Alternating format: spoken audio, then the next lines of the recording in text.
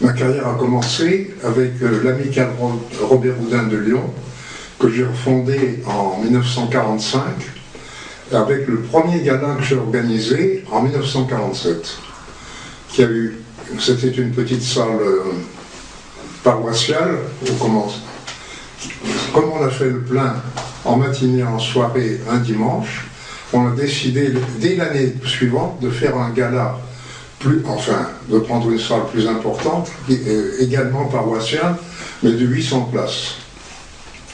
On a fait le plein, c'était en 48, on a décidé de recommencer en 49 et finalement en 1950. Et en 1950, le président Herriot, maire de Lyon, est venu assister à la séance avec tout son conseil municipal.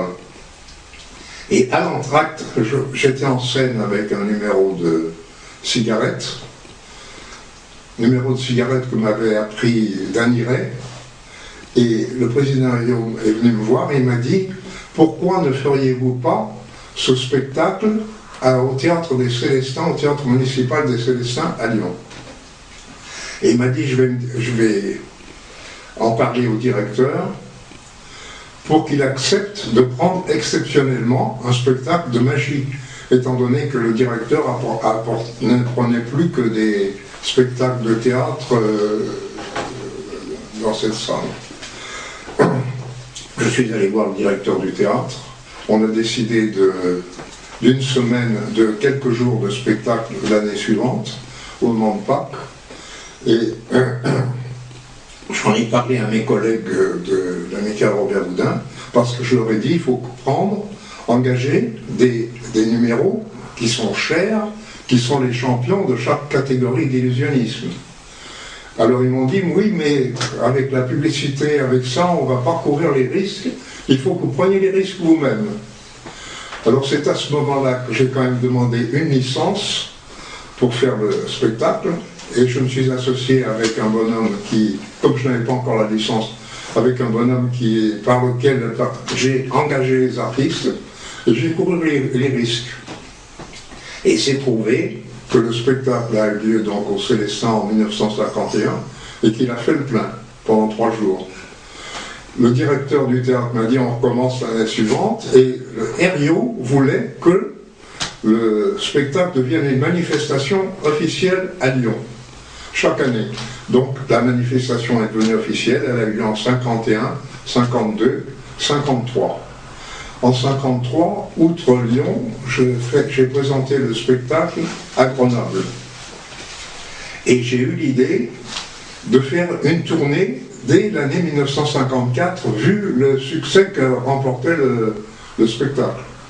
Pendant ce temps, donc en 1953, pendant ce temps, je faisais aussi mon numéro. J'avais un numéro professionnel. Et j'ai donc tracé la tournée au mois de mai-juin, la tournée de 54, et je visitais toutes les villes du Sud-Est, je visitais les salles, je visitais les journalistes, je visitais mes collègues illusionnistes, les cercles, et j'ai donc tracé cette tournée, et je me suis embarqué en été pour ma propre tournée. Je faisais un spectacle complet dans les hôtels, dans les casinos. Et je suis revenu au mois de septembre, et au mois de septembre, j'ai appris qu'un homme que je considérais comme un ami, qui était un magicien d'Avignon, était allé trouver un circuit concurrent de cinéma-théâtre et avait proposé de faire un festival de magie.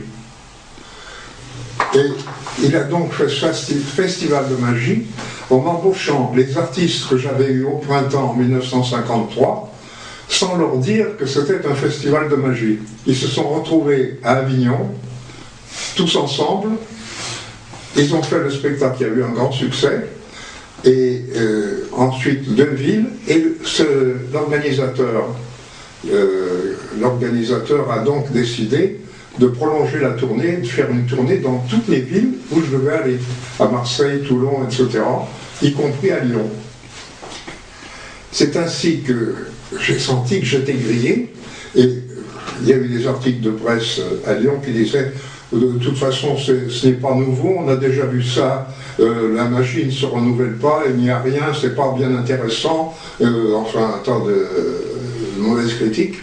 J'ai dit, il faut que je réagisse, il faut que j'arrive à faire quelque chose, de trouver quelque chose de nouveau, pour susciter l'intérêt du public, pour faire venir les gens. C'est alors que j'ai inventé, de toutes pièces, la Fédération des Fakirs. Cette fameuse Fédération des Fakirs. J'ai écrit à tous les fakirs qui existaient de tous les côtés, en Espagne, partout, en Allemagne, en Autriche, et au nom de Yvon Hiva, un fakir que j'avais vu en France, qui habitait Sanvigny-les-Mines. C'est donc lui qui était censé écrire aux fakirs et censé lancer un défi aux illusionnistes. En effet, il y avait eu auparavant, je me rappelais qu'il y avait eu 20 ans avant, une rencontre à Paris entre Paul Euzet et le fakir Tarabay, dont on avait beaucoup parlé. Il y avait une polémique. J'ai donc relancé la polémique en me faisant envoyer des lettres combinatoires par la Fédération des Fakirs, c'est-à-dire je faisais les lettres, je les envoyais à Yvon Hiva, je les envoyais par la poste. Je pouvais les montrer aux journalistes, en parler aux journalistes. Voilà. Nous voulons une rencontre à l'occasion de votre festival de la magie, qui était d'ailleurs en même temps qu'un congrès qui avait lieu à Lyon. On avait prévu un congrès. Et eux, les fakirs, disaient nous allons faire notre championnat à la même occasion et faire une rencontre avec les illusionnistes à Lyon, voilà. Et c'est ainsi que, en 1954, lors de la première... Il y a d'abord eu... Les fakirs sont arrivés un jour avant, et ils ont fait des exhibitions sur la place Bellecour, qui est la place la plus centrale de Lyon, avec l'autorisation du président Herriot, qui mettait tout son personnel à disposition. Ils ont creusé la place Bellecour pour faire l'enterrer vivant. On a amené un cercueil, un fakir a fait l'enterrer vivant, un autre faisait les exercices de feu, un autre marchait sur le feu. On avait installé un parcours pour marcher sur le feu. Et un autre, Yvon Hiva, faisait des transpercements. Donc il y avait eu beaucoup de monde à cette occasion-là, ça a fait parler déjà la presse, et le lendemain soir, le jour de la première, dans la salle, nous avions 400 congressistes illusionnistes qui avaient leur place gratuite, qui avaient une place gratuite. C'est ainsi que la première séance a débuté et que lorsque mon premier fakir hypnotiseur qui s'appelait Yama Kevadi est monté sur scène, a fait son numéro d'hypnose, et dans ce numéro, il y a un des magiciens, un illusionniste qui s'appelle Philippe de Rocamaire, est monté sur scène se faire endormir. Et il a marché tellement bien que Yama Kevadi l'a pris pour faire la catalepsie sur 2 chaises et lui monter sur le ventre. Mais dès que Philippe de Rocamaire s'est relevé, il a dit tout ça c'est de la fumisterie, etc. Je n'ai jamais été endormi, etc. Et il a réussi, avec tous les congressistes qui étaient dans la salle, à faire huer Yama Kevadi, ce que j'ai hué. Et à ce moment, au moment où il se faisait huer, Yvon Hiva sortait de la coulisse et il s'est mis à dire est-ce tout ça, est-ce que vous pouvez le faire? Et il s'est mis à se transpercer de tous les côtés. Et il a retourné la salle en sa faveur. Et il se trouvait que dans la salle, il y avait des journalistes qui étaient venus de partout, donc de la grande presse de Paris, et des journalistes de l'ORTF aussi, de la radio. Alors en même temps, il y avait un commentaire à la radio qui se faisait avec Samy Simon, et c'est ainsi que le lendemain, tout le monde était au courant du Festival de la Magie à cause de la bagarre, à cause du pugilage de la veille. Et le Figaro faisait une pleine page écrite par Paul Guth, un journaliste très célèbre de l'époque. C'est ainsi que les 7 jours suivants, nous avons fait le plein absolu au Théâtre des Célestins, et tout le reste de la tournée, nous avons fait le plein dans toutes les salles à cause de cette publicité. Et à Marseille, autre événement, Yvon, lors de la dernière séance, était fatigué, il faisait monter il se couchait sur une planche à clous, il faisait monter sur son corps 4 ou 5 personnes pour que ça soit un point important, pour que on mettait un journal sur les clous pour montrer que les clous tenaient bien, et il montrait son dos après. Et cette fois-là, le poids des personnes a été trop important, on l'a mené à l'hôpital.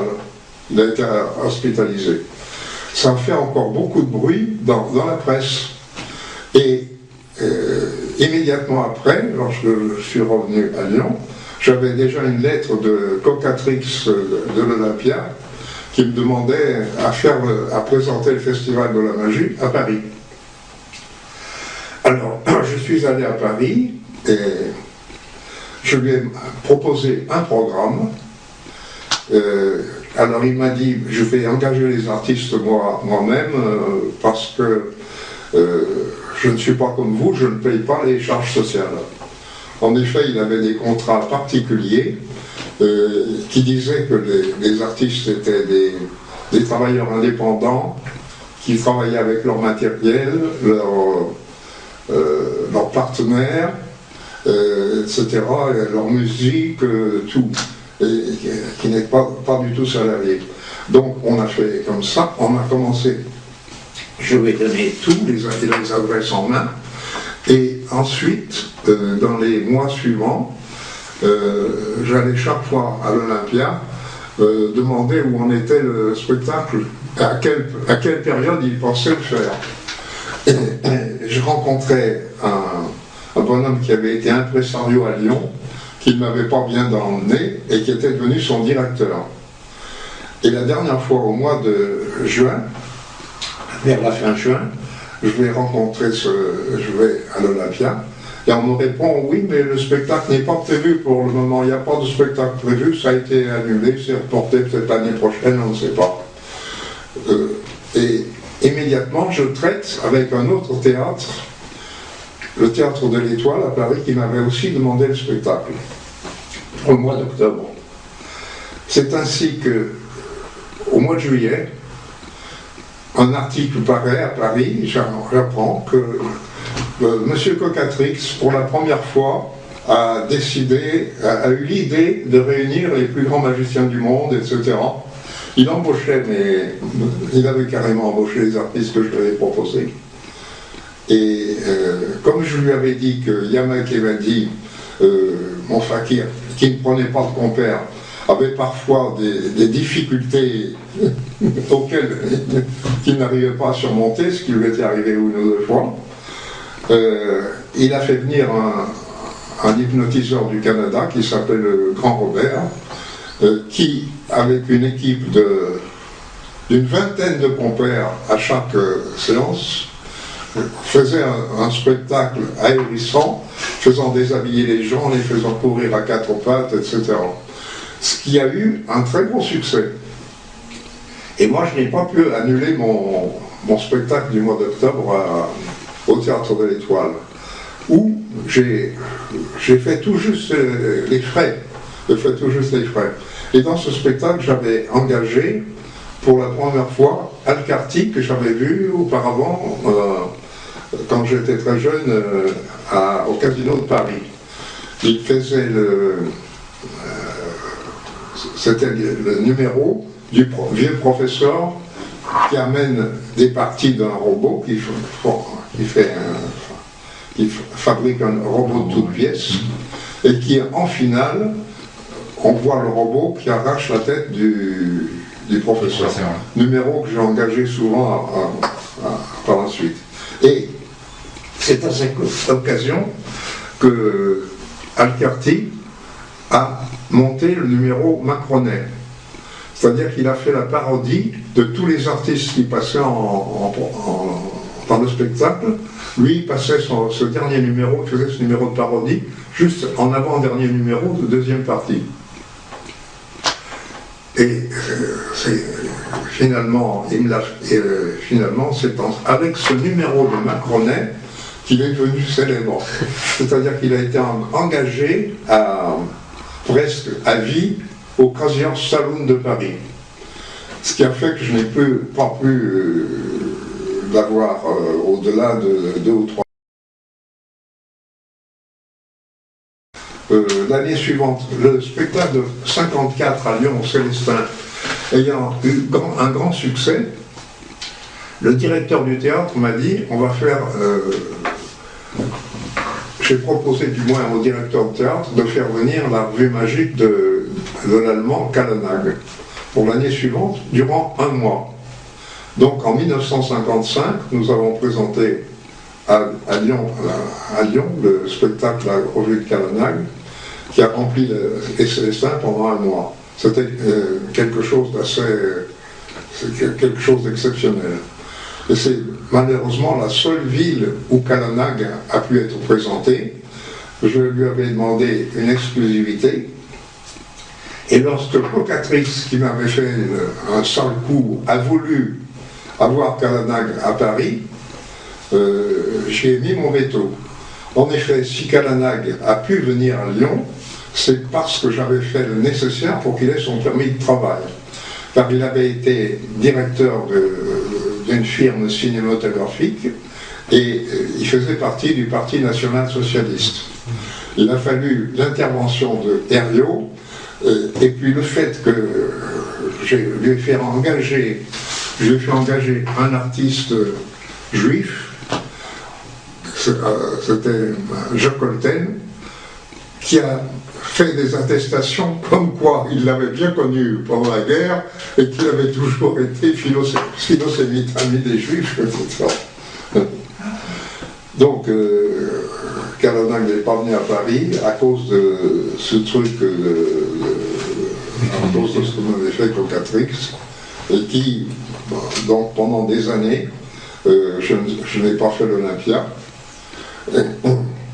J'ai fait mes tournées en France, j'ai fait des tournées du Festival de la Magie, toujours avec la même formule, en France, dans quelques 130 villes de France, de Belgique et de Suisse, partout avec un grand succès. Et en 1962, je faisais le Cirque Royal de Bruxelles, que je remplissais pendant 10 jours. Et j'ai dit, je vais essayer de faire l'Allemagne. En 1963, j'ai voulu faire une grande tournée en Allemagne, et j'avais traité moi-même directement avec le Titania Palast de Berlin et avec un théâtre de Munich. Et pour faire le reste, pour compléter le reste, je me suis adressé à un impresario allemand, organisateur de spectacles. Et malheureusement, cet organisateur de spectacle me disait toujours, répondait toujours, tout va bien, j'ai organisé la tournée. Et finalement, c'était au début janvier, il me convoquait à Strasbourg en me demandant une caution de correspondant à, mettons, 30 000 €. Je lui ai apporté, et c'est seulement à ce moment qu'il s'est avisé de faire la tournée en téléphonant de tous les côtés pour avoir des salles, mais n'importe quelle salle, sans compter les budgets. C'est ainsi que après avoir fait Berlin, où j'avais gagné de l'argent, lorsque nous sommes arrivés à Hanovre,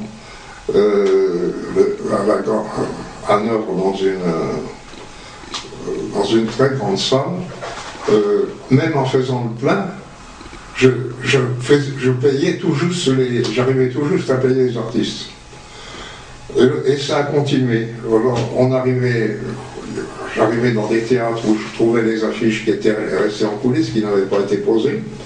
On arrivait à Stuttgart, où j'avais demandé d'organiser une réception avec des illusionnistes du Cercle Magique. Mais là, je me trouvais en face d'un véritable banquet dans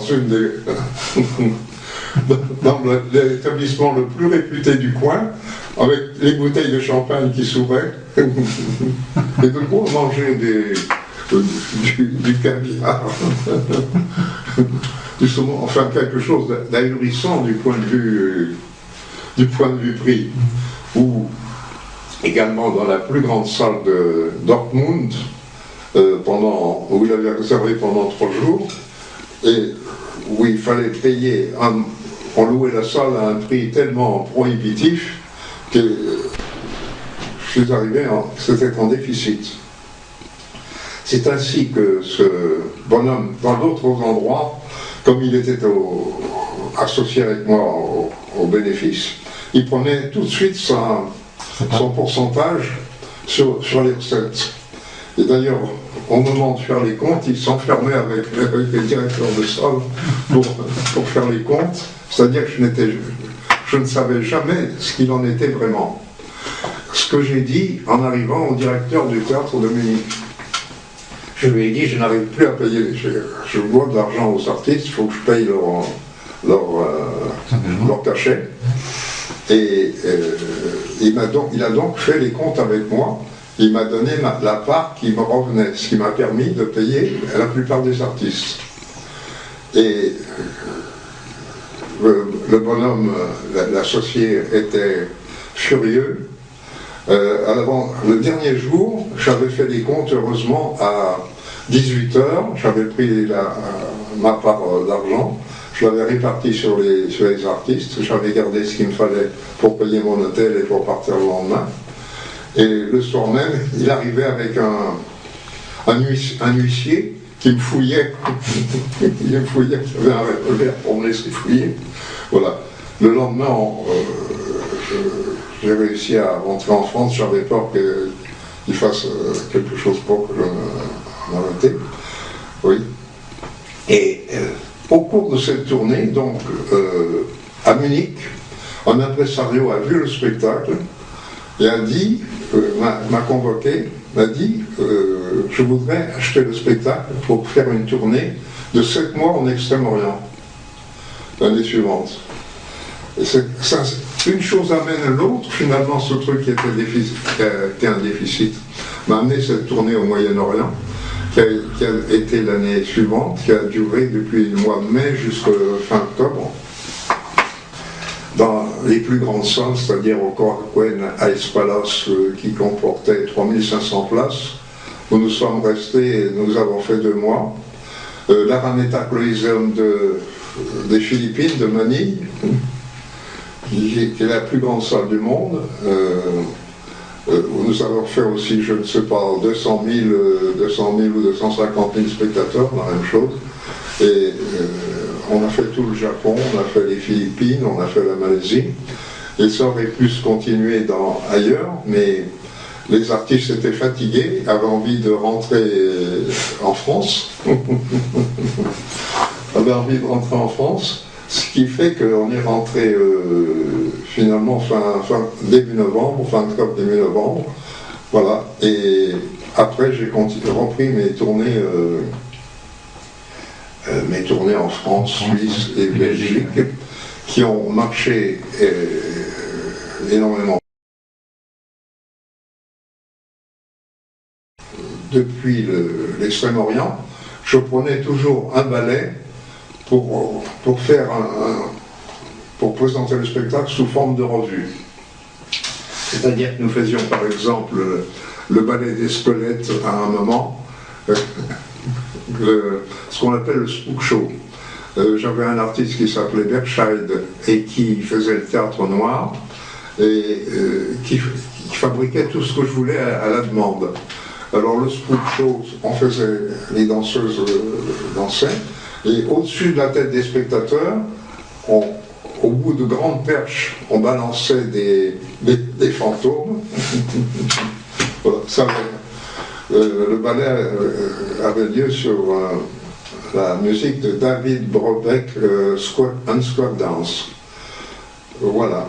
Alors, c'est en 68 que Cocatrix, apprenant que les spectacles marchaient toujours énormément, dont cette revue magique que je présentais à Lyon. À Lyon, on avait fait la disparition d'un cheval et de sa cavalière en même temps que deux spectateurs, deux personnalités.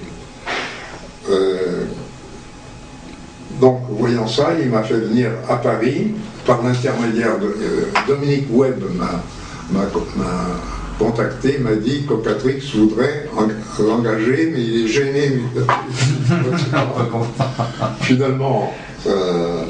Finalement, j'ai rencontré Cocatrix. Cette fois, il m'a engagé ainsi que Dominique Webb, et il a engagé le spectacle que je lui ai monté sous forme de revue, avec un ballet de l'Olympia et ballet de Plachard.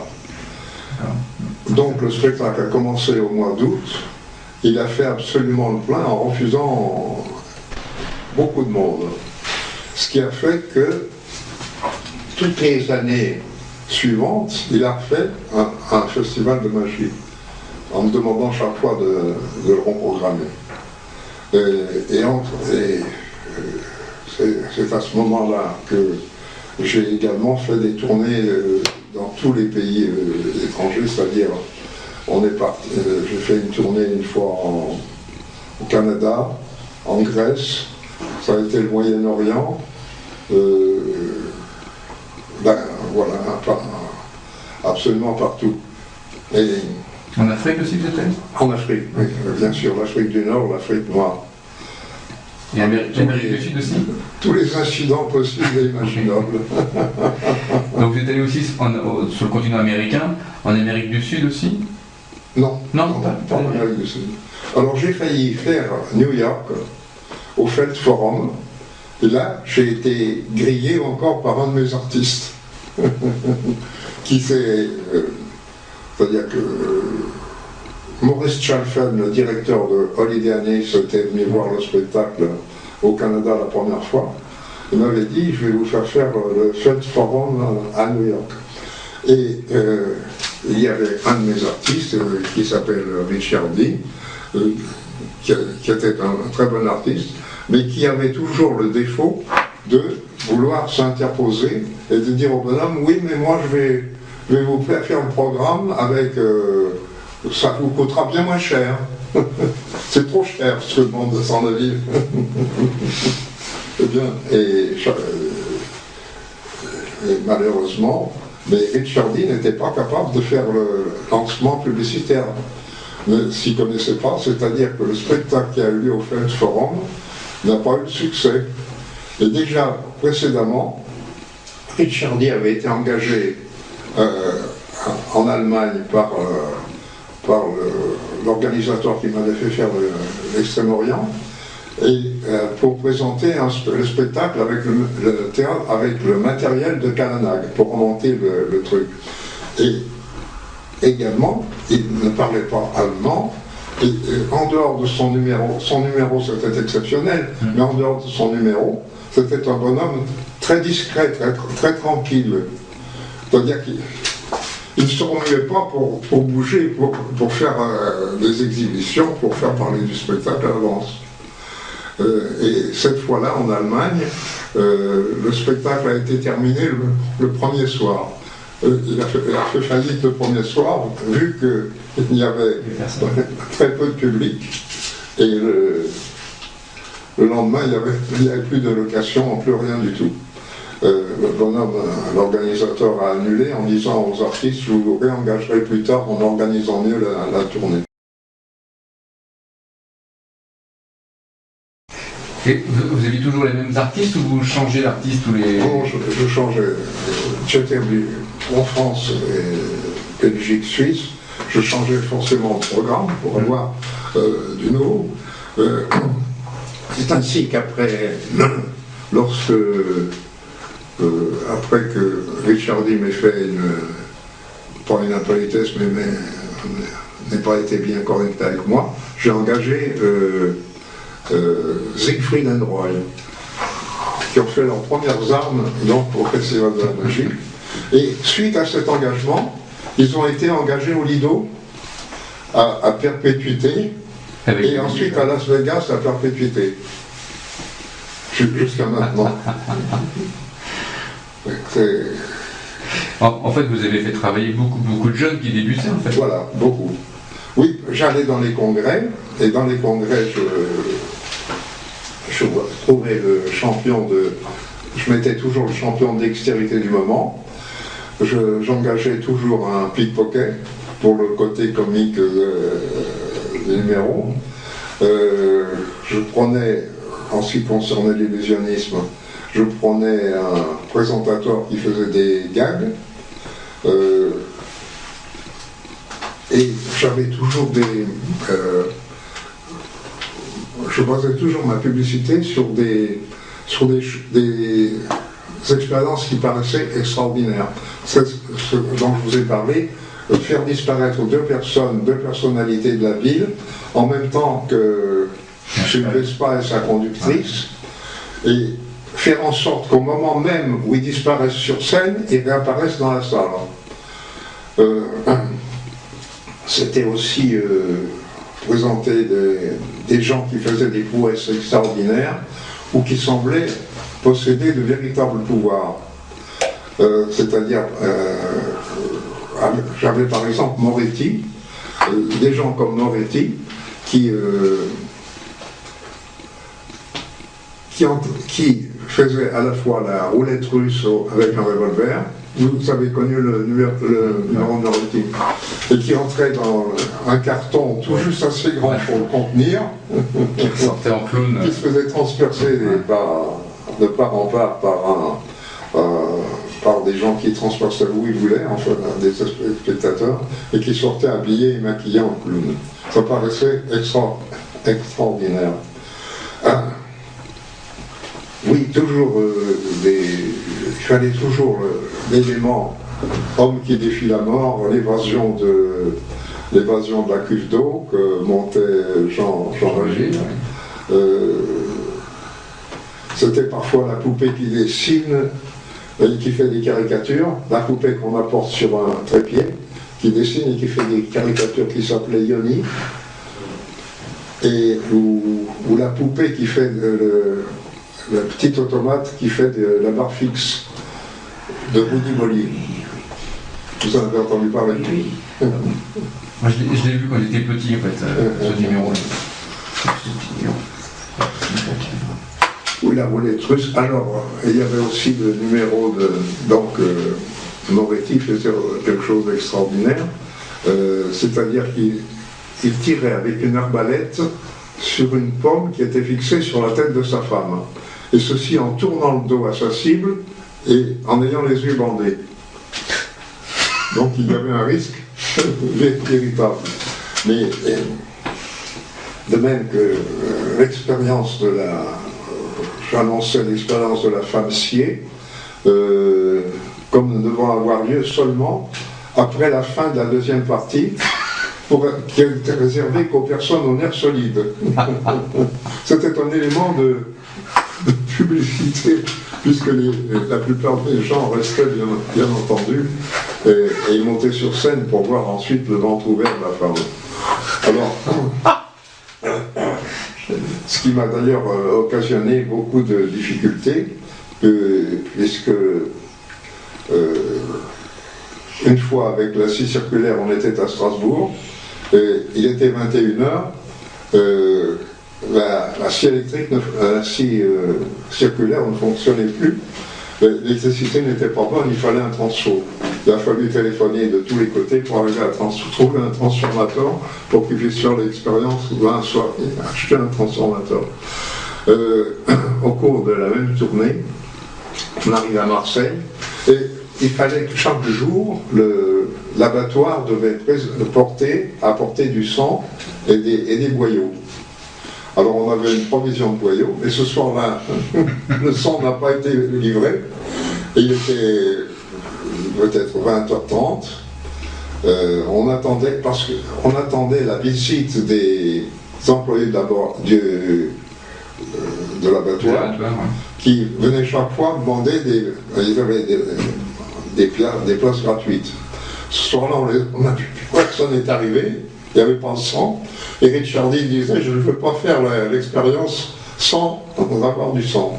C'est cette fois-là, j'ai trouvé la solution en allant au centre de transfusion sanguine de Marseille pour avoir des poches de sang in extremis.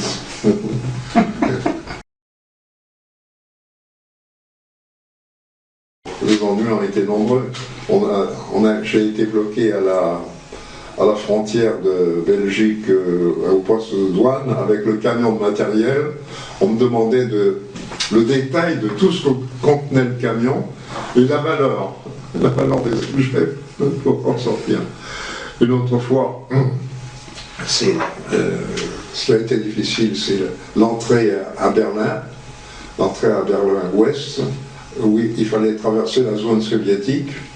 Je faisais la voiture balai et je suis arrivé au poste de douane ou de police où mon hypnotiseur Bianca Rodini, qui n'était jamais sorti de France, était bloqué avec sa caravane. Hein.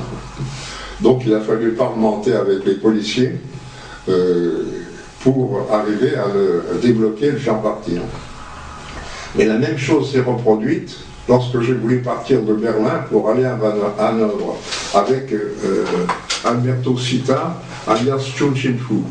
Il était arrivé à Berlin par avion et il n'avait pas de visa d'entrée, il fallait qu'il ait un visa d'entrée pour pouvoir sortir par la zone soviétique. Il a fallu que dans la journée, nous allions, j'aille avec lui, à Berlin-Est, trouver un bureau où on puisse faire les formalités pour avoir un papier pour repasser la zone soviétique et rentrer à Hanovre. Alors, c'était comique parce que lorsque je demandais mon chemin aux policiers à Berlin-Est, ils me disaient la première chose, Genehmigung, autorisation pour le panneau que je voulais sur le toit de ma voiture et pour le haut-parleur. Et ensuite, dans ces bureaux, il a fallu faire la queue d'un côté, de l'autre, et chaque fois expliquer où en était la situation pour obtenir le fameux coup de tampon. Alors, finalement, ces tournées n'ont été possibles que parce que je parlais l'allemand. D'autres endroits, c'est parce que je parlais anglais.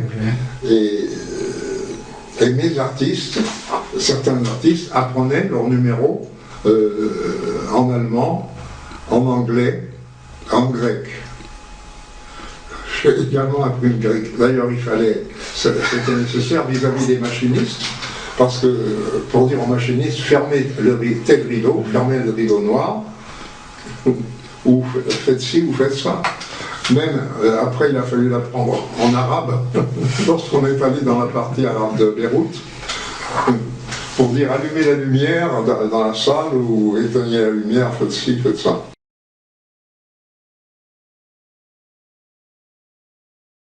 Quand vous engagez un artiste, oui. Qu'est-ce que vous vérifiez en premier chez lui avant d'engager en fait? C'était... Ben, je le voyais travailler. Déjà, vous alliez les voir déjà, oui. Oui, j'allais les voir. Oui. Tous les artistes que vous avez engagés? Oui. J'allais le voir d'un côté, j'allais le voir de l'autre, j'en allais voir en Allemagne, oui. Je les voyais dans les congrès internationaux, ou au concours même, au concours Magicus. Jean Mad, avait un concours Magicus. Danny Larry a fait un concours. D'accord. Donc, vous passiez en fait la moitié du temps à chercher des artistes, oui. Et l'autre moitié à faire la tournée en fait. Et à organiser. Voilà, oui. L'organisation prenait beaucoup de temps, c'est-à-dire que chaque année, je faisais En voyage de prospection, je faisais la tournée de toutes les villes où j'allais jouer. Il fallait connaître la salle, savoir quelle était la meilleure salle de la ville, pour ne pas tomber sur une salle de patronage où personne ne va, ou tomber sur le cinéma porno, au cinéma qui était bien connu avant, où je suis déjà passé, mais qui est devenu pornographique, où plus personne ne va. Voilà, et puis surtout pour rencontrer des journalistes, la presse, aller dans chaque journal et trouver l'appui, avoir l'appui de la presse en proposant une association avec la mutuelle des journalistes. Ce qui a, d'ailleurs, si j'ai réussi, c'est parce que j'ai réussi à avoir la parution des articles que j'écrivais moi-même, des articles de presse successifs, il m'en fallait au moins 4 ou 5, où je décrivais tout ce qu'il y avait d'extraordinaire dans le spectacle pour que le public vienne. Sans ça, et mes concurrents qui n'ont pas fait ce travail, qui annonçaient simplement Festival de la Magie, se sont ramassés. C'est tout un travail d'organisation à l'avance. Et quand je n'avais pas la mutuelle de la presse, je prenais le patronage d'une autre association qui, elle, était importante et avait l'appui de la presse. La presse ne pouvait pas lui refuser le passage des articles. De telle façon qu'on donnait des articles espacés dans le temps qui arrivaient à la maturation du public, à l'infestation psychologique du public, du grand public. C'est ainsi que c'est la raison pour laquelle j'avais toujours la voyante, l'hypnotiseur, le yogi tel le yogi Clément-d'Or, je ne sais pas si vous en avez entendu parler, qui faisait tout ce qu'il voulait de son corps, il faisait bouger tous les muscles de son ventre, il prenait des poses invraisemblables, et pour faire son numéro, il ne devait pas, il fallait que son intestin soit complètement vide. C'est ainsi qu'il ne mangeait que la nuit après le spectacle, et que dans la journée, il ne mangeait plus rien pour être complètement vide pour pouvoir faire son numéro. C'est ainsi qu'il a détruit son système digestif et qu'il a dû être opéré et qu'il est décédé bien avant assez jeune. Et j'en pense pour écrire tous ces articles, etc., vous aviez une formation littéraire au départ, une formation de journaliste? Non. Vous avez commencé comment? Donc, vous étiez magicien? Oui. Mais vous avez directement commencé en fait non, j'avais travaillé, avant je faisais du travail de bureau, quoi, c'est tout. Non, sans formation littéraire, non. Aucune formation en formation bien quand on est au lycée. Ok, d'accord. Mais vous n'avez pas fait d'études de communication, de marketing, ça n'existait pas à cette époque? Non. Tout est dans l'imagination. Trouver des trucs pour faire venir le public en faisant parfois un peu de bluff, c'est faire venir le public et ensuite lui donner satisfaction par un cocktail de sensations. Il faut qu'il y ait du rire, il faut qu'il y ait des sensations fortes, il faut qu'il y ait du suspense, et il faut qu'il y ait de l'émerveillement. J'avais toujours dans mon spectacle presque toujours un ombromane ou un marionnettiste. Pour qu'il y ait une variété tout au long du spectacle. Entre le premier numéro qui ouvre la première partie, qui peut être de la magie générale, et le manipulateur qui va venir après, il faut qu'il y ait un break avec quelque chose d'autre. C'est ainsi qu'on passe l'ombromane. Ensuite, on peut mettre, après le manipulateur, on peut mettre la voyante. Ensuite, le pickpocket. Ensuite, le théâtre noir pour la fin de première partie. Voilà. Et donc, après, vous construisiez à chaque festival, qui a été construit de la même manière en fait. Hein. À peu près. À peu près. Hein. Oui. Avec des artistes différents. Oui, évidemment. Mais il n'y a pas eu d'évolution entre les premiers festivals et les derniers sur la préparation, le montage ou la programmation. C'était quasiment identique d'une année sur l'autre. Oui.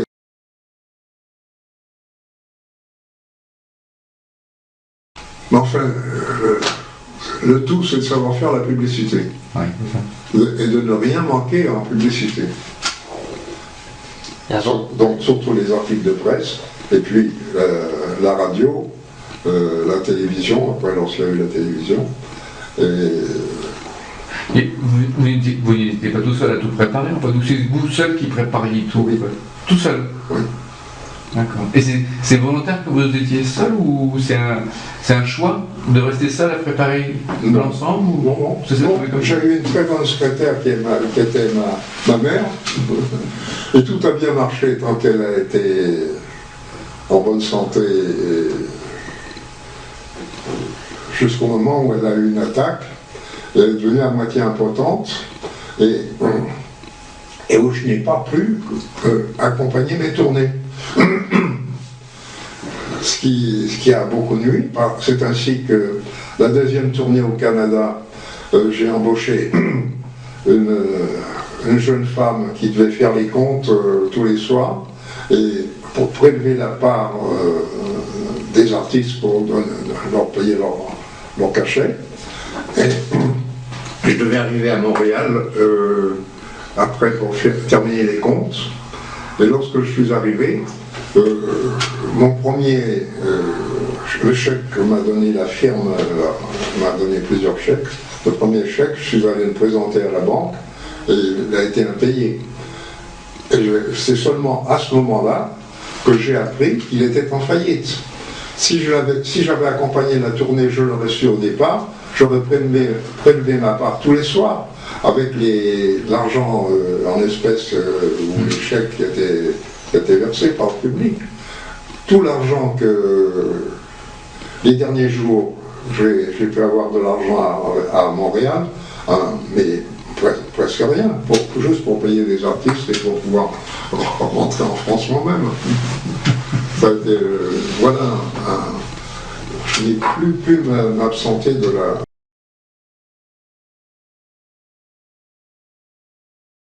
Je prévoyais des numéros suivant la tournée, ceux qui étaient déjà passés dans les mêmes villes précédemment.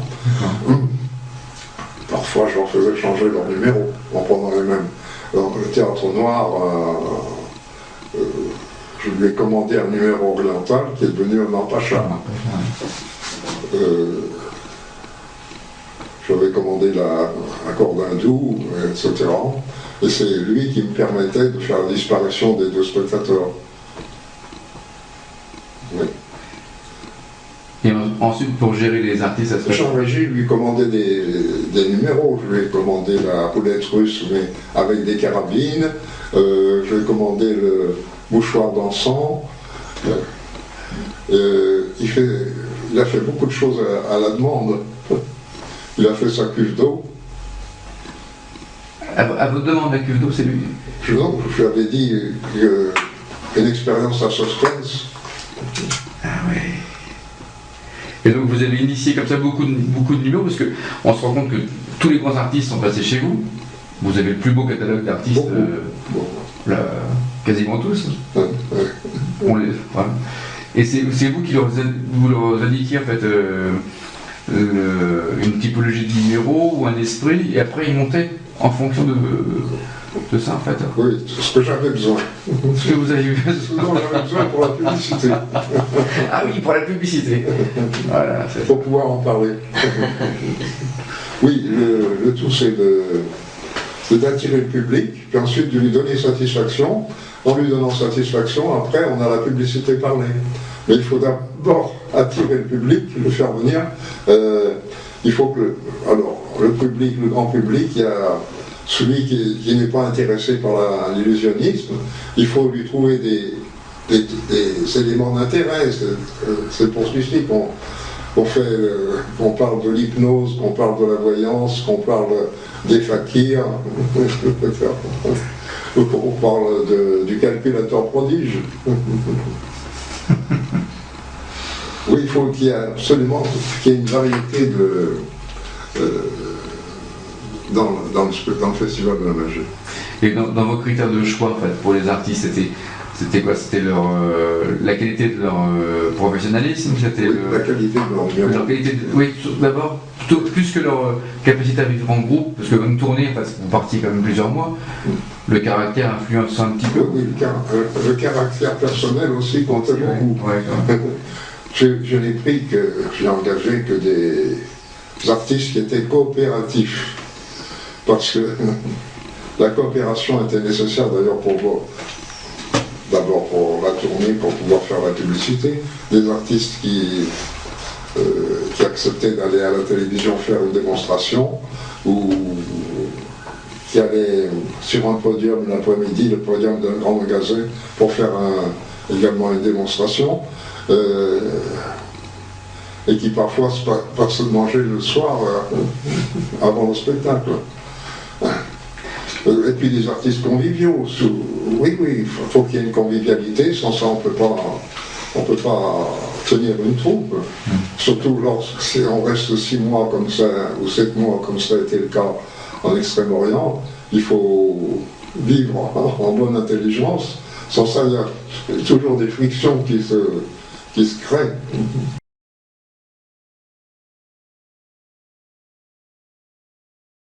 Et qu'est-ce qui était le plus dur, en fait, dans votre métier d'organisateur de festival? C'est quoi le plus compliqué? Le plus compliqué, ça a été l'organisation, bien sûr, de chaque ville.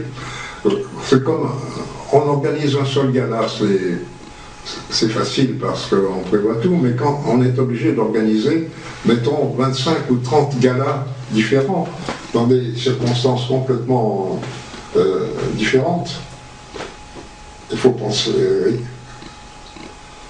Il faut penser à tout, en fait. Ouais. Penser à tout. Penser à tout ce qui peut arriver. Il faut faire le maximum. Il faut réserver les hôtels à l'avance pour que les artistes n'aient pas à chercher. Il faut que des hôtels qui soient bons, proches de la salle, pour qu'en arrivant, ils ne perdent pas leur temps, et leur donner un plan d'organisation pour eux-mêmes, un plan de tournée. Ils savent le nombre de kilomètres, le temps qu'ils vont prendre pour aller de la ville précédente à la ville suivante. Oui. Et le plus gros plaisir que vous aviez, en fait, à préparer ou à organiser ces festivals, c'est quoi le moteur de tout ça, en fait? Le moteur de tout ça, qu'est-ce qui vous faisait le plus plaisir, en fait? D'avoir le public qui arrive le soir à l'entrée. Et oui, si j'avais des artistes coopératifs, c'est parce que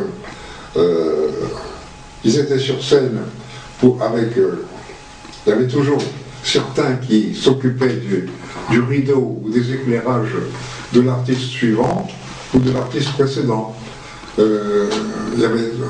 J'ai eu de très bons présentateurs, régisseurs pour les départs de musique, etc. Et je n'ai pas été obligé chaque fois à être sur scène au début, ce qui me permettait d'être à la caisse et d'éviter d'être grugé par le directeur de la salle. Ce qui est arrivé en certaines occasions. Donc ça veut dire que c'est pas un métier très sûr, en fait.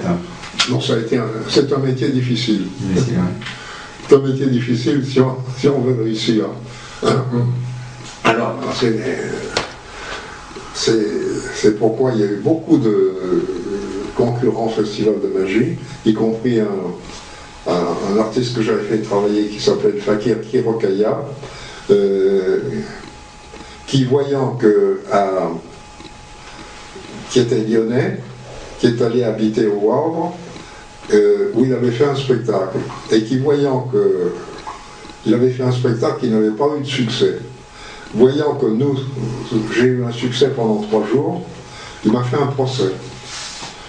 Il m'a fait un procès en disant que j'avais été déloyal envers lui, parce que au cours pour sa tournée, j'avais écrit dans Scènes et Pistes que son spectacle n'était pas le mien.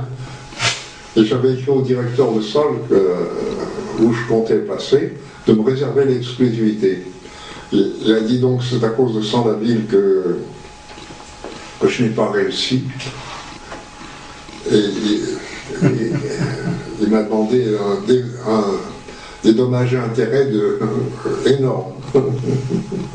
Mais il écrivait des lettres de lui, chez des comptes rendus, qui étaient tellement ahurissants que normalement le procès n'aurait pas dû avoir lieu. Mais on se rendait compte que c'était un personnage absolument farfelu et même fou. Mais j'ai gagné bien sûr le procès, et il a recommencé à perpétuité, c'était en appel, et ainsi de suite, jusqu'au jour où il a été finalement condamné à des dommages et intérêts envers moi, et il a disparu de France, où il est parti de France pour ne pas avoir à payer.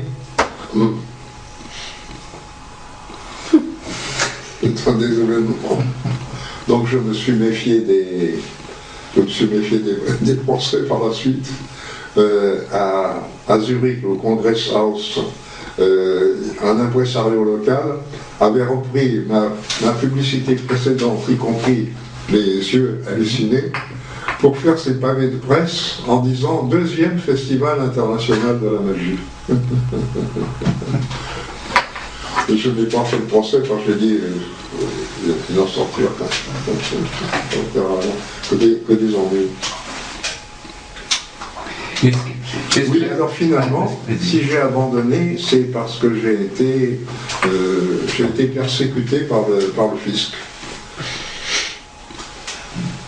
C'est pour ça que, à partir de 1979, j'ai vu arriver, donc j'avais eu cet ennui, je n'avais pas encaissé au Canada. J'ai eu cette tournée du Canada qui n'avait pas marché. J'ai eu une tournée en Syrie où les artistes ont été expulsés dès le lendemain de la première, donc rien gagné. J'ai eu une tournée qui était organisée par un impresario de Paris qui promettait 70 jours d'engagement, qui a emmené les artistes en Afrique, qui les a fait travailler pendant 21 jours, qui leur a versé chaque jour que le montant nécessaire à leurs dépenses, qui les a embarqués dans l'avion et qui leur a dit « Vous vous présenterez à mon bureau pour vous faire payer ». Quand ils se sont présentés au bureau, le bureau était fermé, le concierge ne savait pas ce que c'était devenu le bonhomme, qu'il n'avait pas payé ni le bureau, ni sa secrétaire, rien du tout. Ouais. Donc, le fisc a dit, mais vos revenus sont insuffisants par rapport à votre train de vie. Mon train de vie, c'était surtout la maison que je possédais là-haut sur la montagne, que j'avais achetée en 1958, et pour laquelle j'avais eu un coup de cœur. C'était une maison dont on voyait, on pouvait voir à 50 km à la ronde de cette maison. C'était une sorte de palace hollywoodien qui avait été construit par le directeur du printemps à Lyon, qui était appelé le château dans le village, qui avait été construite vers 1935, et qui, évidemment, il y avait une conciergerie à l'entrée. Lorsque j'avais acheté la maison, je m'étais engagé à garder le gardien toute sa vie, à le loger gratuitement toute sa vie, à le garder, ce qui m'avait permis d'avoir de bonnes conditions. Et ensuite, lorsque le fisc est arrivé, on a mesuré on a mesuré les pièces, combien il y avait de pièces, les salles de bain, les WC, et ça a donné il y avait 2 hectares de terrain. mais surtout de la forêt et en pente. Mais le fisc m'a dit, vous avez une valeur locative, c'est-à-dire si vous louez la maison à quelqu'un, ça vous rapporte un montant énorme. Alors, on m'a fait une valeur locative multipliée par 3. Donc ça me donnait un montant d'argent que je devais gagner chaque année à cause de la maison, à cause de l'employé de maison, à cause de ma voiture, à cause de l'appartement de ma mère où j'avais mon bureau, parce que j'y logeais et que j'avais pris l'appartement à mon nom. Ainsi de suite. Alors le fisc ça m'a fait perdre du temps, ça m'a fait à partir de 1979. C'est seulement l'année suivante que je m'étais quitté, j'avais quitté le contrôleur en bon terme, parce qu'il n'avait rien trouvé, sauf les 70 jours de tournée en Afrique, qui voulait que je mette en revenu alors que je n'avais pas touché un seul sou du bonhomme qui avait disparu. J'ai eu tort, j'aurais dû mettre ça en revenu, j'aurais eu tort de lui laisser un os à ronger, de ne pas contester les petits trucs, le matériel que j'avais acheté, qui jugeait exagéré, des costumes, etc. Je ne lui ai pas laissé de os à ronger, il n'a rien trouvé à redresser. Et c'est 6 mois après que j'apprenais que j'étais taxé d'après les signes extérieurs de richesse, c'est-à-dire à cause de la maison. Et j'ai payé, et 4 ans après avoir payé, un nouvel inspecteur s'est présenté, et cette fois a fait vérifier les comptes de ma mère, qui avait une grosse retraite. Et c'était moi qui gérais ses comptes, puisqu'elle était pratiquement aveugle. C'était moi qui payais tout, qui encaissait avec son chèque postal. Alors, nouvelle imposition d'après les signes extérieurs de richesse. Alors là, je me suis débattu, j'ai contesté, et finalement, j'ai menacé les gens du fisc de faire venir des journalistes au domicile de ma mère pour montrer quelle était la vie de quelqu'un qui doit s'occuper d'une personne handicapée et qui ne peut plus gagner autant d'argent qu'il gagnait auparavant. Et à ce moment-là, j'ai été convoqué par la direction des impôts à Lyon, et qui s'est radouci, et chaque fois diminué le montant, pour finalement me dire on va additionner les revenus de votre mère aux vôtres, voilà, pour vous payer en une seule fois, puisque vous gérez également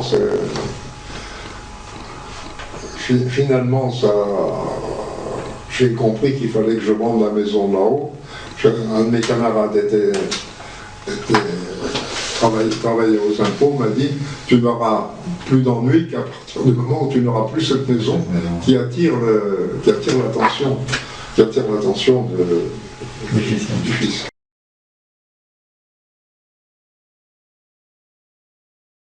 En ce qui concerne après,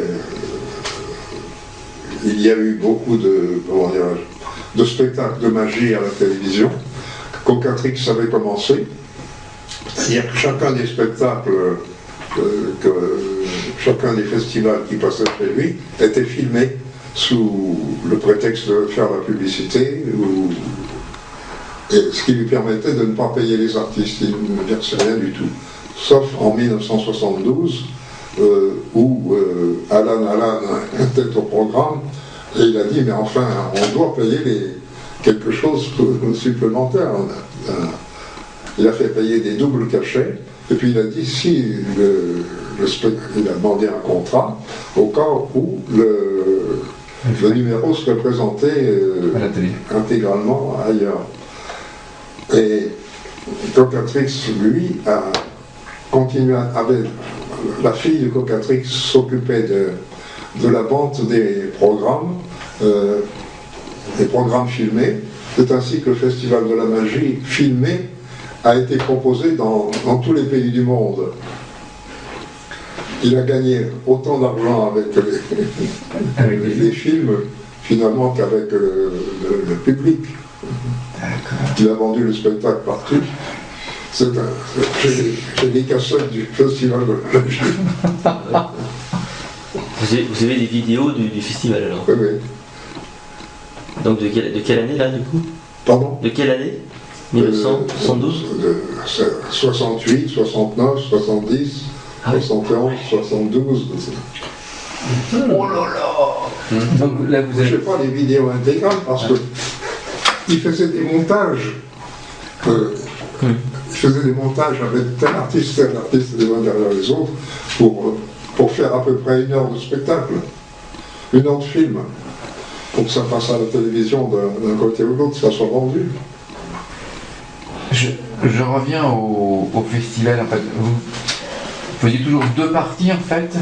Pardon? Vous faisiez toujours 2 parties. Oui. Pourquoi pas une seule partie, une seule séquence, mais 2 pour avoir un entracte, pour faire de la vente de matériel ou... Non, mais pour avoir un entracte court quand même entre les deux. Oui, pour pouvoir, comme il y avait le théâtre noir à monter ou à démonter, il fallait un espace de temps. D'accord. Oui, les conditions étaient parfois difficiles. On allait dans des cinémas qui n'étaient pas du tout équipés pour le théâtre, où il y avait parfois un seul machiniste, c'était le projectionniste. C'était le projectionniste, ce qui n'était pas bien. Donc il fallait qu'on fasse tout, et il fallait, dans certains endroits, il fallait monter le théâtre noir au moment de l'entracte, et le faire tout de suite après, quand il n'y avait pas de rideau.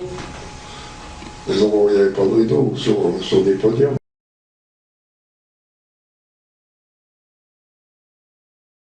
Est-ce qu'on peut parler de vos tout débuts? Parce que je sais que votre père était magicien. Oui. C'est comme ça que vous avez commencé? C'est lui qui vous a mis le pied? J'ai commencé parce que j'ai été influencé par ce que me disait mon père, qui me parlait il me parlait de Pickman, qu'il avait connu et qui était passé au Grand Théâtre à Lyon, qui est devenu l'Opéra, qui faisait comme numéro l'histoire d'un crime, et qu'il rencontrait l'après-midi à 18h à l'apéritif un café qui était sur la place de la Comédie, et qui recevait un tas de... Et quand il voyait des jeunes, il leur apprenait à faire des tours de cartes, il faisait des manipulations, il montrait la façon de faire la carte forcée, etc. Mon père faisait donc la carte forcée, il faisait des tours de cartes, et par contre, donc il parlait de Pickman, de Donato et de bénévoles, et du succès qu'avaient ces spectacles autrefois à Lyon. Alors qu'il n'y avait plus rien après la guerre, donc ça m'a donné l'idée de refaire quelque chose. Parce que lorsque j'étais illusionniste et que j'allais faire la queue chez les impresarios, ils disaient le spectacle, l'illusionnisme, c'est pour enfants, c'est pour les arbres de Noël, etc. Ça n'attire pas le public. Voilà, c'était le truc général. Alors je dis, je vais montrer que l'illusionnisme attire encore le public en mettant quelque chose un peu à côté. C'est-à-dire arriver à faire apprécier l'illusionnisme par les gens qui l'aiment pas, en venant pour autre chose.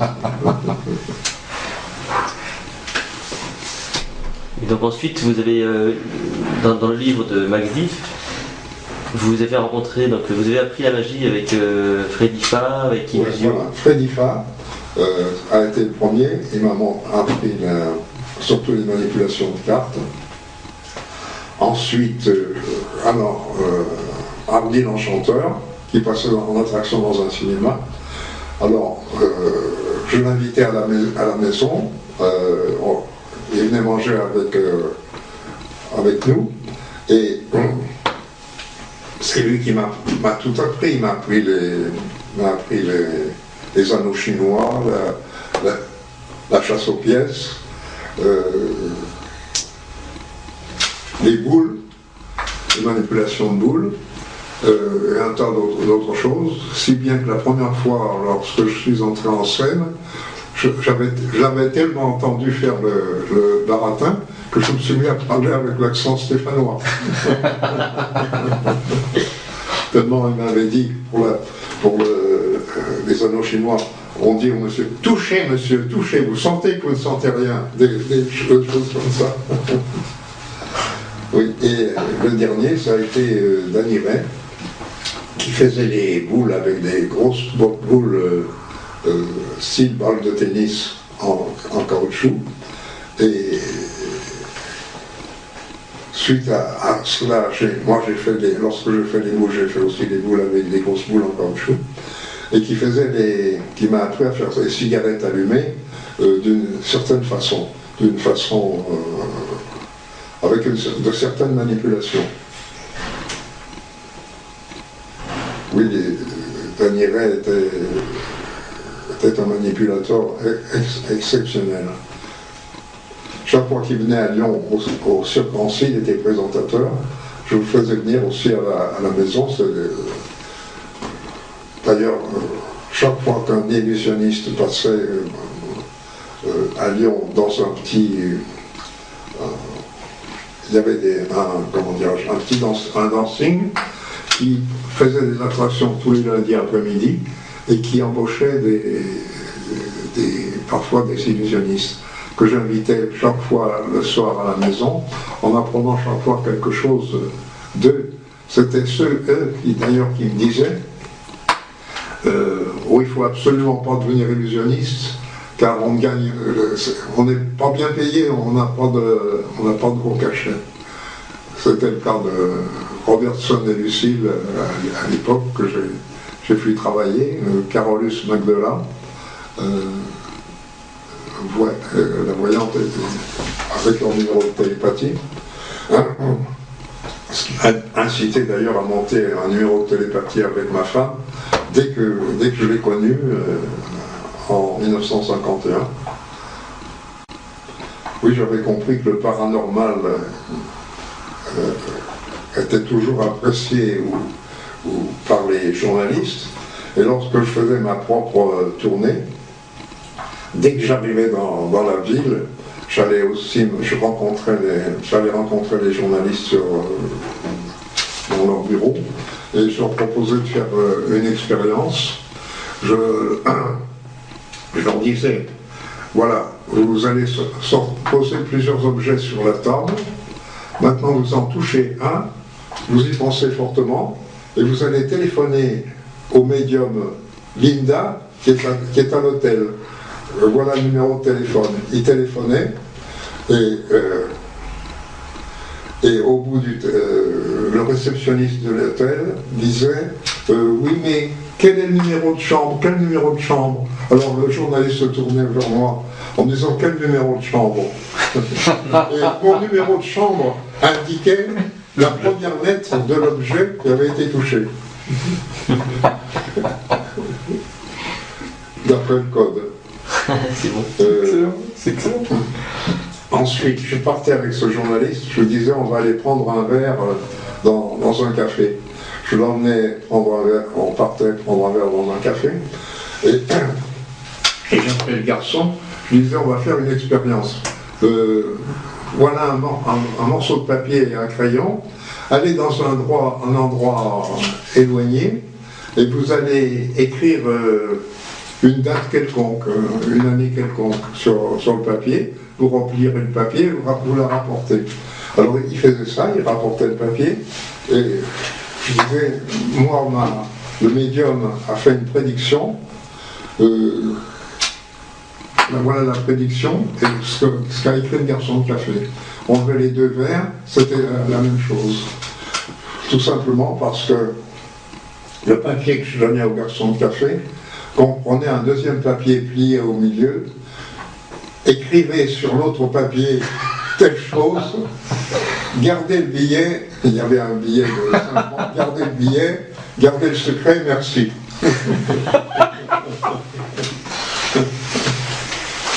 Et le lendemain, je faisais la conduite de voiture les yeux bandés, que j'ai fait un peu partout. Oui. Donc déjà, avant les Tournées sans la ville, Oui. vous aviez compris qu'il fallait faire quelque chose de sensationnel pour attirer J'avais compris qu'il fallait toujours quelque chose de sensationnel.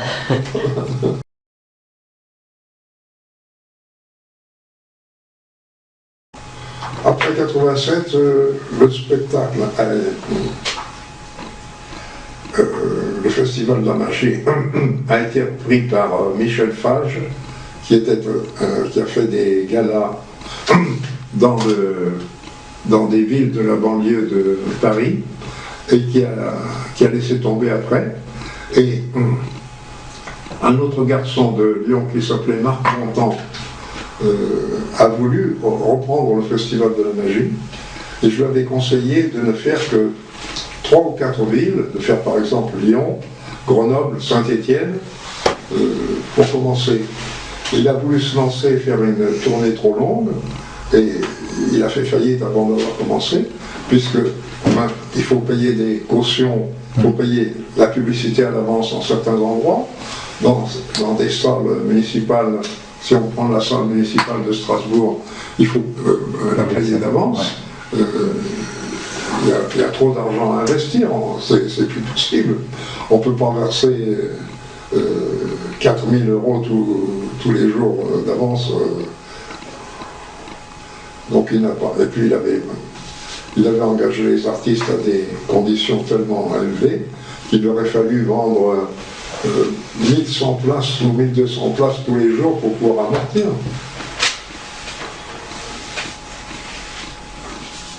Oui, il faut bien calculer son budget et calculer, pas se lancer à l'aveuglette. Vous diriez que vous êtes plus un artiste ou plus un gestionnaire? Un gestionnaire. Un gestionnaire? Oui. Je suis un peu artiste parce que si vous avez fait créer des numéros, c'est parce que vous avez quand même des idées quand même. Oui, je suis plus un gestionnaire. Donc,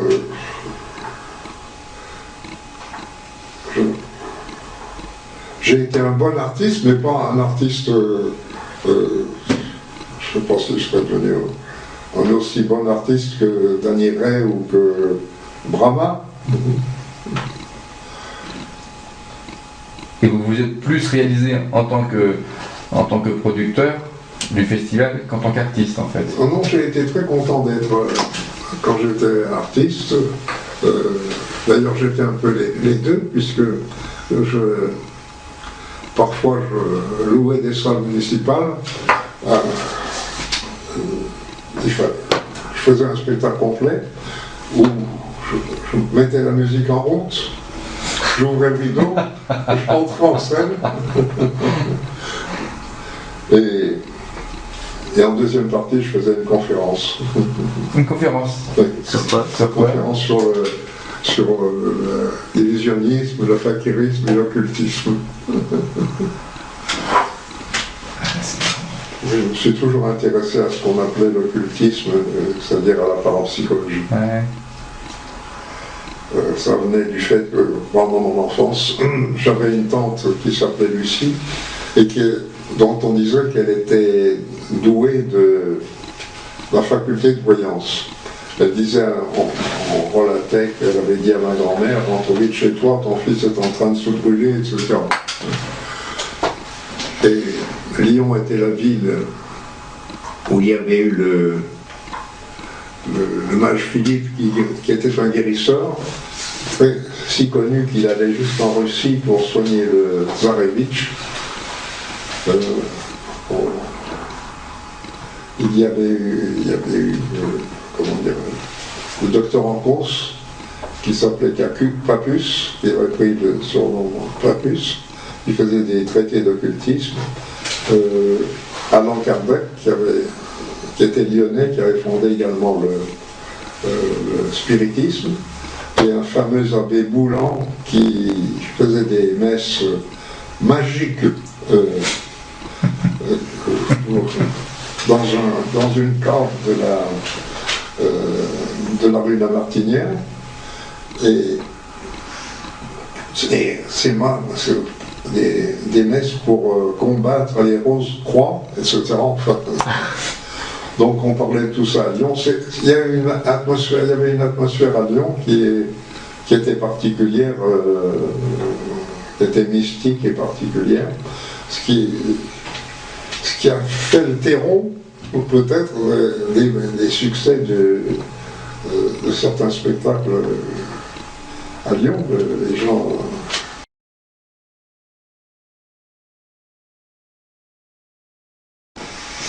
Oui, il y avait une atmosphère. Mais s'il y avait un terreau à Lyon, est-ce que vous n'avez pas été le terreau de nombreux artistes en fait? Si. Beaucoup d'artistes vous doivent leur carrière. En voyant le Festival de la magie, beaucoup de jeunes magiciens amateurs ont décidé de devenir professionnels. Ça a été le cas par exemple Brahma qui avait vu le spectacle à Montpellier en 1954. Et parce que des artistes comme, je pense à Oshan et Naga par exemple.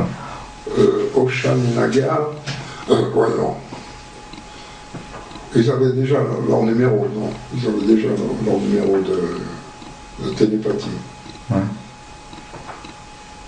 Oshan était toujours un peu angoissé dans les tournées. J'ai connu tous les tempéraments, depuis celui de Jean Walton, qui était aussi un homme angoissé. Il faisait des exercices de manipulation extraordinaires, et il avait toujours peur de ne pas avoir un seul effet sur le public. C'est ainsi que, à la fin du numéro, après, il voulait faire l'expérience de la chemise arrachée à un spectateur. En plus? Oui. Alors je le voyais rôder devant la salle le soir, en train de chercher un compère pour lui faire avoir une place gratuite, pour lui payer sa place, et pour ensuite l'emmener dans les coulisses et faire l'expérience avec lui. Je trouvais ça absolument ridicule. Je n'ai jamais compris qu'il puisse faire des choses pareilles. Mais il pensait toujours, les autres illusionnistes ont beaucoup de succès parce qu'ils font un truc qui fait de l'effet avec le public en faisant rire. Voilà. Richardier aussi était également un angoissé. Il était grand diabétique et finalement il vivait réellement seulement lorsqu'il était en scène en faisant son numéro. Là il était le roi, mais indépendamment de ça, il avait des périodes d'abattement. Il fallait tout le temps lui faire des piqûres d'insuline. Et la première fois, il n'avait jamais pris un avion avant mes tournées. Et la première fois, alors, pour aller au Japon, il n'a pas voulu prendre d'avion. Il a voulu prendre le bateau pour aller là-bas, avec son matériel. C'est-à-dire, il a voyagé pendant 3 semaines. Et la première fois où il a pris l'avion, il a bien été obligé de prendre l'avion ensuite pour aller de Tokyo à Manille. Il était dans l'avion et il faisait sa prière avec un chapelet en suant à grosses gouttes. Ça a été le cas d'ailleurs. Manitas de Plata faisait la même chose, était connu pour... Il n'avait jamais pris l'avion, il n'a jamais voulu le prendre.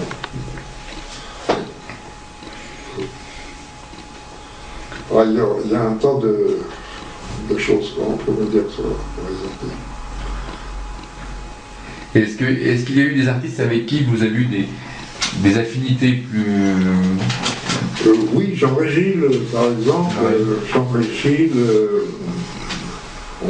beaucoup. Berscheid, qui faisait le théâtre noir, que je considérais un peu comme un père, qui était très gentil, qui ne cherchait pas qui a monté le théâtre numéro Omar Pacha parce que je l'avais demandé, et qui ne cherchait pas des engagements. Il aimait une petite vie tranquille, il faisait des trucages dans toute sa maison et des inventions. Des inventions, c'est un véritable esprit d'ingénieur.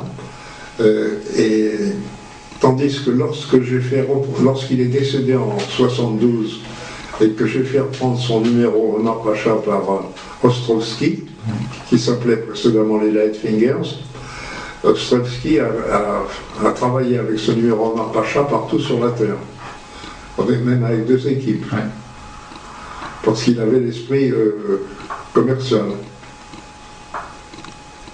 Oui, Omar Pacha, donc Berchaïd, Jean-Régil, bien d'autres. Jojo Valdis, le pickpocket, les Gilson, tous mes voyants et voyantes, tous ceux que j'ai eus. J'ai eu Gilles et Blaise, j'ai eu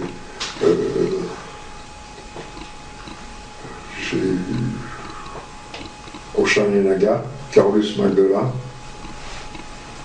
Est-ce que vous avez travaillé avec Miri Miroska?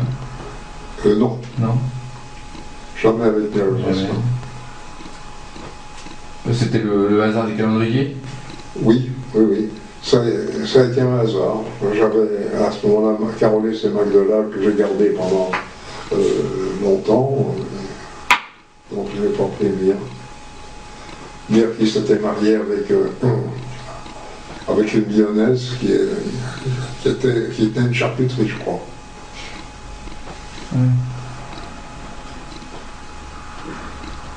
Et vous avez travaillé avec Jean Mad, Oui, Jean-Marc. mais vous n'avez jamais travaillé avec Dominique, hein? Avec Dominique, le pickpocket? Non, Non plus. je ne peux pas travailler avec lui, je l'ai bien connu.